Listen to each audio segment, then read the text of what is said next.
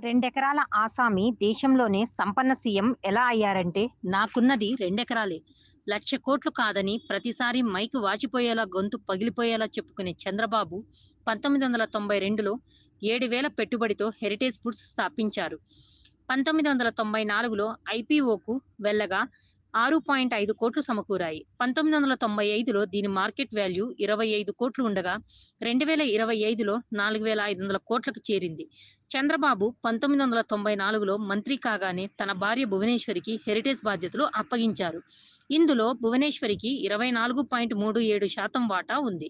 దీన్ని చంద్రబాబు సంపదగా పరిగణించడంతో ఆయన దేశంలో అత్యంత సంపన్న సీఎంగా నిలిచారు. సో అదన్నమాట. సంపద సృష్టించడం అంటే ఇదేనా బాబుగారు?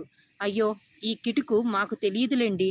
మరేంటి, ఎప్పుడు చూసినా మంచు మోహన్ బాబు నా హెరిటేజ్‌ను చంద్రబాబు లాక్కున్నారని చెబుతాడు. ఏది నిజమో ఎంకన్నకే తెలియాలి. Exclusive on Zee news.